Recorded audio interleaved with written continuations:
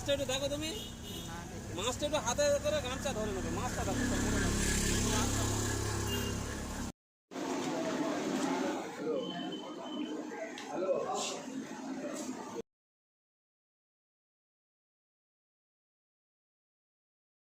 এখন আমি বাড়ির দিকে যাচ্ছি।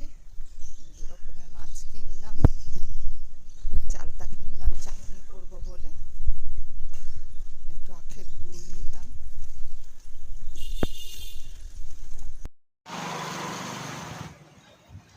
চাটনি করবো, চালতা কেটে একটু ছেঁচে দিয়ে রাখলাম।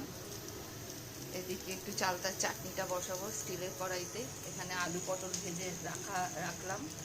এই কড়াইটাতে আমি আলু পটল বসাবো। এই হচ্ছে সব সরঞ্জাম, পেস্ট। এদিকে মাছ ধোয়া হচ্ছে, শোল মাছ আর পার্শে মাছ, রান্না করে দেখাবো। সর্ষে, তেজপাতা, শুকনো লঙ্কা ফোড়ন দিয়ে চালতাটাকে একটু ভেজে নিচ্ছি। আমি খুব কম তেলে মাছ ভাজি, দেখো একটু তেল নেই কিন্তু, জাস্ট শোল মাছ ভাজছি। এই 2 চামচ মতো তেল দিয়েছিলাম।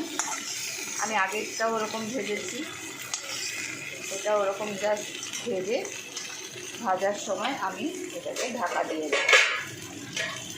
এটাকে ঢাকা দিয়ে একদম লো ফ্লেমে ভাজছি। এখানে আলু পটল হয়ে গেছে, তেল কম দিয়ে রান্না করা হয়েছে, আলু পটল কম করে দিয়েছি। এখানে হচ্ছে চালতার চাটনি হয়ে গেছে, শেষে গুড় দিয়ে দিয়েছিলাম। এগুলো আজকে মোটামুটি রেসিপি। এদিকে ডাল সেদ্ধ করে আমি, যেহেতু শোল মাছ একটু তেল বেশি দিতে হয়, যেন আমি এখানে মোটামুটি 4 চামচের 2 চামচ মতো দিয়েছি, একদম একটুখানি। মনে হচ্ছে অনেকটা তেল, একটুখানি। এতগুলো মাছ রান্না করব, শেষে আপনাদের দেখাবো। আমি লঙ্কার গুঁড়ো টুড়ো দিই না, একদম কাঁচা লঙ্কা দিয়ে রান্না করি। এখানে কাঁচা লঙ্কা রেখে দিয়েছি, কাঁচা লঙ্কা ফোড়ন দেবো, শুকনো লঙ্কা, তেজপাতা, জিরে আর একটু টক দই দিয়ে করবো। আর এখানে ভেজানো আছে ধনে জিরে গুঁড়ো, এটা দিয়ে করে তোমাদের লাস্টে দেখাবো।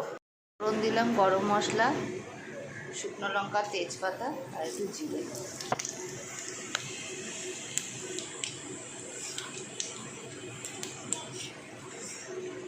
একদম সিমাতে করে নিয়েছি যাতে পুড়ে না যায়। ফোড়নটা পুড়ে গেলে খুব বাজে লাগে, ওই জন্য আস্তে আস্তে করছি।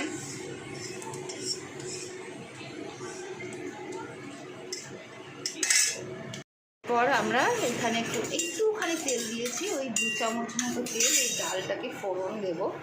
প্রথমে শুকনো লঙ্কাটাকে একটু নাড়াচাড়া করে নেবো, যাতে পুড়ে না যায়। হয়ে গেছে, তারপর আমি একটু তেজপাতাটাকে একটু ভাজা ভাজা করে নেবো। আমি সব কিছুর মধ্যে না একটু তেজপাতা দিই, কেননা তেজপাতা খাওয়া শরীরের পক্ষে খুব ভালো, উপকার। এই জন্য সব কিছুর মধ্যে একটু তেজপাতা দিই।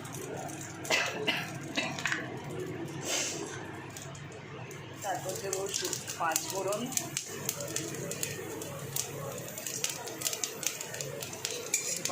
দিলাম।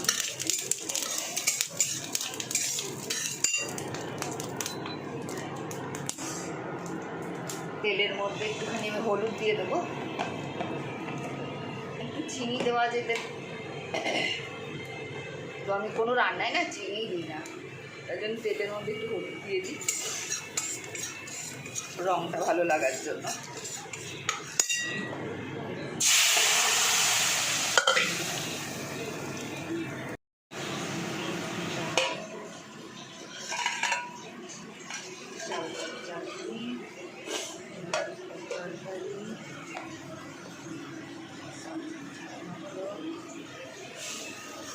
শোল মাছের মশলা কষানো।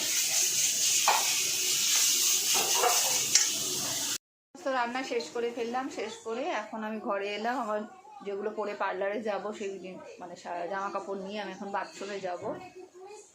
এখন ঘড়িতে বাজে 10টার সময় সব কমপ্লিট হয়ে গেল। আমি 7:30টার মধ্যে বাজার করে চলে এসেছিলাম, অনেক কিছু আইটেম হলো। আমাদের বাড়িতে আমি মোটামুটি 4 পদ করে রেগুলার রান্না করি, মোটামুটি যতদিন পারবো শেয়ার করে যাব। এখন সামনে যদি পুজোর মধ্যে বেশি সকাল সকাল কাস্টমার চলে আসে, তাহলে তো হয়তো সকালবেলাটা রান্নাটা দেখা যাবে না, বা ওকে দিয়েই সারাতে হবে আমাদের কাজ, ওকে দিয়ে। ওকে, টাটা, বাই বাই।